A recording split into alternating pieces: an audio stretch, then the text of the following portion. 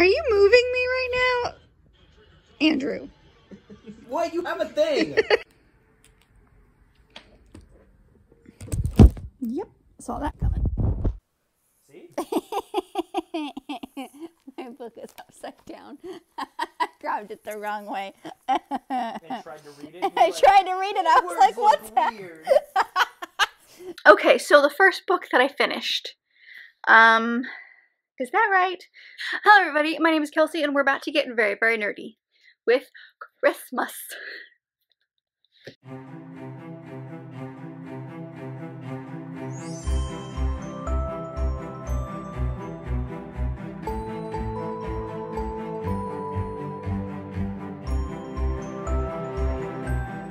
So if you are watching this on the day it comes out, then Merry freaking Christmas to all you lovely people out there who celebrate.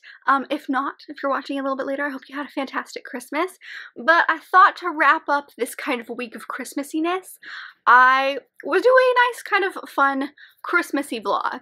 And I did this last year when I had a couple of books that I was reading, like Christmas books, and I did like a weekend vlog, and so I thought I'd do something similar to that. This may turn into like a couple different weekends just because I have 4 books that I'd like to get to that are like relatively Christmassy, and then I have others that are like options, so we'll see. But that's what my plans. So snuggle down, get yourself a nice warm drink. I'm sure you already have one, but I hope you guys enjoy whatever this vlog turns out to be. Let me tell you about the 4 books that I want to read at some point during this month. Now you will have seen all of them if you saw the chaos that was my TBR. The one that I for sure will get to this weekend is the Polar Express. Hasn't it so cute? So yeah, my husband picked this for me because he knows how much I love this book. So that is just a fun picture book that means a lot to me. So I'll be reading that one at some point. And then the other one my husband picked for me is this one, which is Skipping Christmas by Grisham. This is actually like really short for like, it's very short, but this is a book that the movie Christmas with the Cranks is based on, which I have never seen, but it's, from what I understand, it's like this couple decides to not do Christmas, and then at the last minute something happens, and so then they have to do Christmas, and so like it's chaos, I think. So I'm not 100% sure what I'm getting into with this one, but it's a cute little like short Christmas read. So I'll be getting to that one. And then the one that is like the top one for like me is Christmas and Carols by Anstey. I've had this book almost the entire year. And it's like a Yuletide mystery because it follows a maid and a valet, I believe. Yeah, a lady's maid and a valet in this house at Christmas time. And so things are happening. They both have like goals and plans in mind. So love is not in their future. But there's going to be some attraction between the 2 of them, and also some sort of counterfeiting like scheme comes to the house, and they get wrapped up in like, I think, solving and figuring out what's going on. So it sounds like a mystery romance that's set during Yuletide. So I'm very excited about it. And I've had this one for quite a while, and I've got a couple other books by this author that I haven't read yet, but I have them. So I thought I'd finally get around to this one. And then the other one I have is this book, which is The Holiday Present by Joanna, Lindsey. This is a bind-up of 2 stories. So we have The Present and then Home for the Holidays. And The Present is the first half of this book and the one that I am more interested in because it's the 6th in the Mallory series. And while I've only read 1, which I believe was the 2nd in the Mallory series, I have all but like the last 2, and I'm like obsessed with this family now. So it only felt appropriate to read the Christmas book during the Christmas time. And then the second one, which is Home for the Holidays, just says 2 rival hearts are united by a Christmas miracle that would do Charles Dickens proud. So I don't actually know what that one's about. But like I said, my top priority is the first half of this book. I'd love to get to both, but if I only get to the first half, I'll be happy. Moved angles because I realized there was something behind me that was a Christmas present. So that's fun. Well, there's lots of good fun stuff that we can do. Christmas music. I've got some ornaments that I haven't quite put on the tree yet. I've kind of been like putting them on in stages. Like I took them all out of the box, which you will have seen in my last Blade-a-thon vlog, but I didn't put them all on the tree. So like I started, and about halfway through I was like, I'm tired, and so I stopped. So I need to finish doing that as well and just kind of generally clean up. the place. So, if I could find some audiobooks, that would be great, but that's the plan. I hope you guys enjoy whatever this hopefully cozy reading vlog turns into.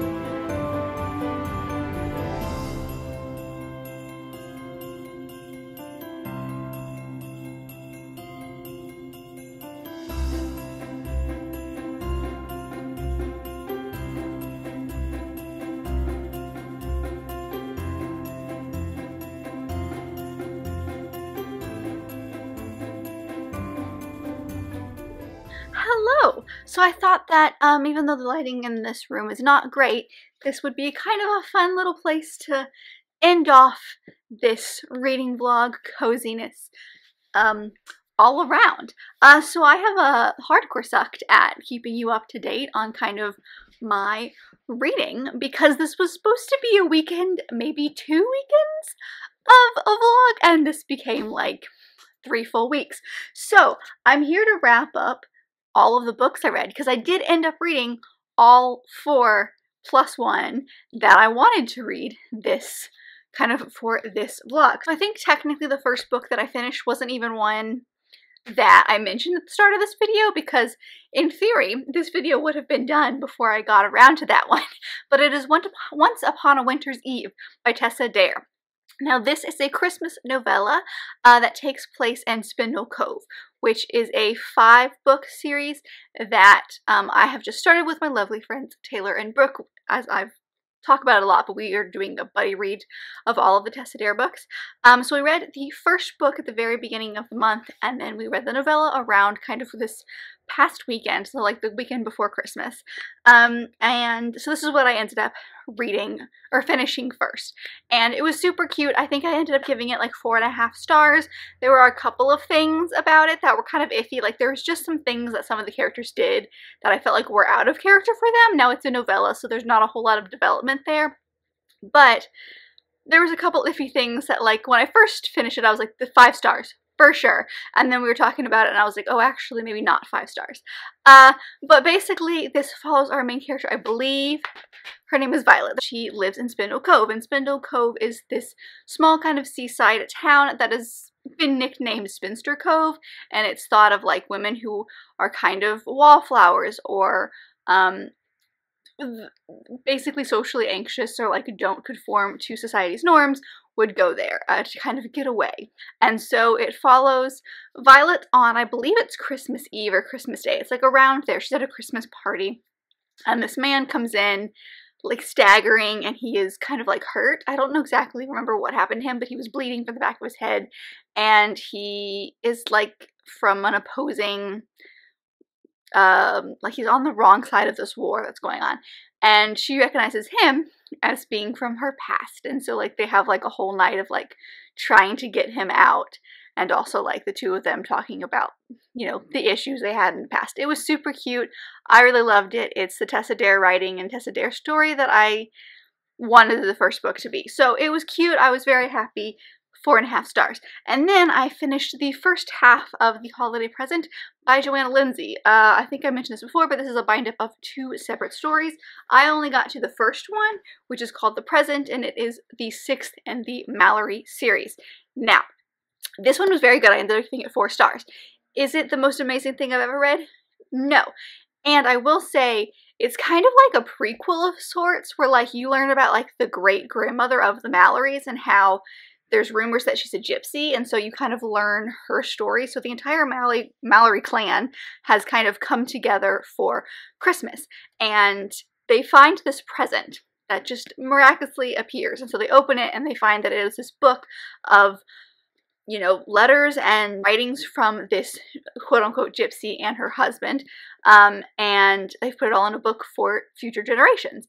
And so it's them reading this story. And so it does spoil every single relationship up to book 5, or up to, since it's the 6th one, so 1 through 5. I mean, going into a historical romance, I feel like you know that when you go into it, you know that the couple's gonna end up together. So like, is it spoiling it? I don't know, but like you find out who ends up with who, basically. So it was cute to see some of the couples that I knew already, and see like some of the people that like I knew were gonna be a thing. But it mostly revolves around this grandmother character. So it was really cool. It was a very different look. I liked having this in the back of my mind, because I feel like this is going to be a big thing for some of the books that I haven't quite read yet. So it's just like a fun backstory. It doesn't really have anything to do with the series as a whole. It just kind of is giving you like a little extra present, if you will. So there is a second book in this one, or like a second short story that is not part of the Mallory family. I don't actually know what it's about. It's called Home for the Holidays, but maybe I'll get to that one next year instead. But I did get to the one that I wanted to, which was the Mallorys. So again, it was very well done. I liked, you know, having this family that I loved, seen some of these couples that I read about and loved, but like the story isn't really about them, and it's about somebody else. So it's just kind of like, if you love the Mallorys, you'll like this because it gives you like that extra level, but if you have no connection to them, it just feels like kind of like a silly story, you know? But I still give it 4 stars because I do love the Mallorys. And then actually today, the next 3 I all finished today. So today I finished the audiobook for Carols and Chaos by Cindy Anstey.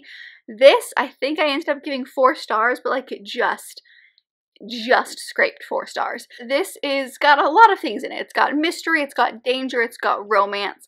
It's got all that fun stuff, but it does take place kind of in like a Downton Abbey setting because you've got like the upstairs and then like the downstairs. But we follow a lady's maid and a valet, and they have, you know, stirrings for one another, but they get wrapped up in this counterfeiting scheme somehow, and that puts them in lots of danger. All they were trying to do was find their friend who has gone missing, and it becomes a whole thing. So it was really cool. I liked it.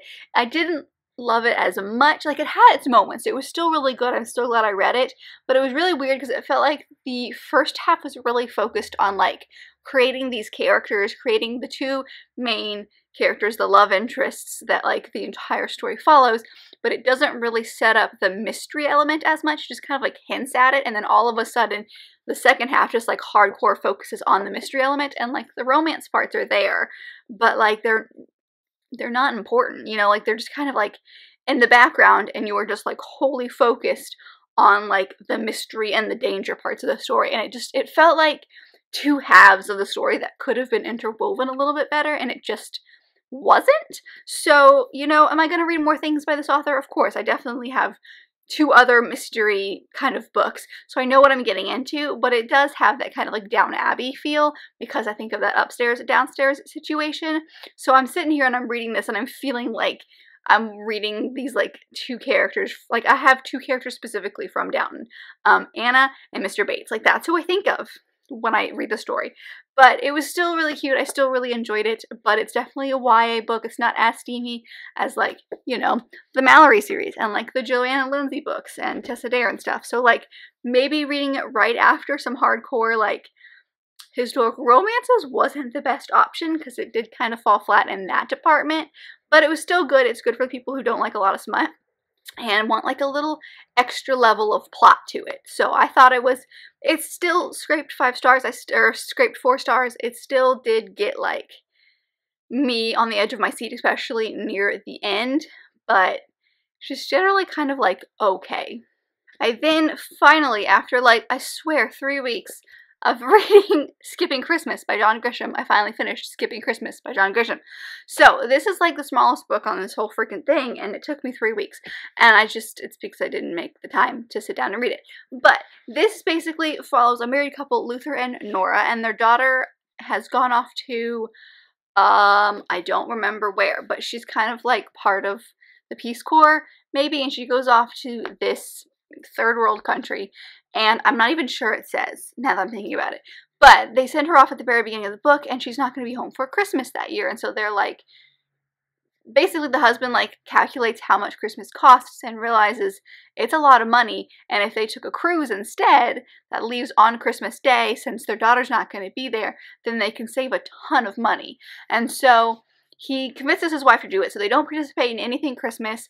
Their community and like their neighborhood is really into putting up like these frosties all over the freaking, like on the top of their houses, and like they refuse to do it. Everyone keeps coming by to sell them, you know, just like different things, trees, fruitcake for the police department, like other things like that, and they keep having to tell people no. And then the last minute their daughter decides to come home for Christmas, and they have to like scramble to put something together. So it was really funny at the end. I will say this is the most ridiculous rich white people problems I have ever experienced, because like there were multiple moments that I'm reading this book and I'm like, these people need to just not, like, it's not the end of the world. Like when the wife is telling kind of like, I wouldn't say her friends, but her acquaintances, the people she hangs out with, that they're not doing their famous Christmas Eve party this year, one of them looks at her and it's like, well, what am I supposed to do on Christmas Eve? I don't know. It's not up to her. Okay, so like there's just moments, and I'm sure that is the point. I'm sure that is what John Grisham was trying to do, was trying to, you know, have like this good, cozy kind of, you know, Christmas story that has like a nice happy ending, but also show like the ridiculousness of Christmas and consumerism and all that fun stuff. So like I get it. I do. I just wanted to slap so many people in this book because they all were just like looking at this family like they were crazy, and that how dare they not participate in putting a Frosty on the roof. And so like the neighbors kept bringing over carolers to annoy them because they didn't have a Frosty on the roof. Like, oh my god, these people are so petty. Anyway, it was still fun. I think I ended up giving this one 3.5 stars because there was, like I said, some things that I was just like slugging through to kind of get through, especially at the beginning. I don't know what it was. When I was reading, I was enjoying it, but I couldn't like force myself to make the time to read it. So it's just kind of generally okay. So 3.5 stars, still really enjoyed parts of it, but overall I just wanted to slap so many people in the face. But I am glad that I read that. So that one is also done. And then I finished off this video with the Polar Express. So this is just, I'm sure, I mean, who doesn't know what this book is about at this point? This is the lovely children's book that I grew up with and just utterly loved. And this is just a fun copy that my dad got me a few Christmases ago that was actually signed and personalized by the author. Isn't that cool? Sorry, author and illustrator. But it's just a nice little cozy story about a boy who is awake on Christmas Eve, and the Polar Express takes him to the North Pole to meet Santa. There's a movie about it. I know many people know what this is about. So now I can finally watch the Polar Express movie. I'm very excited. But this got 5 stars, because of course it did. It's just a nice little cozy book that I could finish off this snuggly, cozy evening with. And also, like, the illustrations. I cannot get over how, like, freaking stunning, like, these illustrations are. This guy is amazing. I don't understand. So I'm really grateful for my husband for picking this as one of like I think it was one of my punishment picks for December. So I ended up reading all 4 of the books I meant to read, plus one more that I was going to plan on reading for Christmas anyway. So basically, this was my entire Christmas TBR that you guys got to witness over 3 weeks. I do apologize for not talking to you like literally at all until the end, but life got crazy. But that is all I have for you guys today, and this, what I hope was a very cozy Christmas vlog. I hope that you guys have had a wonderful day. Merry Christmas to those that celebrate. Please let me know down below what you guys have been doing for the Christmas day, or if you've read any of the books that I mentioned, or have any fun Christmas books yourself that you would like to talk about. I would love to know all your thoughts. But if you like this video, and I very much hope that you did, don't forget to give it a big thumbs up and subscribe down below if you want to be part of this awesome growing family. I've also got all my social media down there, as well as other fun bookish links, so don't forget to check all of that out, and I will see you guys in my next video. Bye, and Merry Christmas!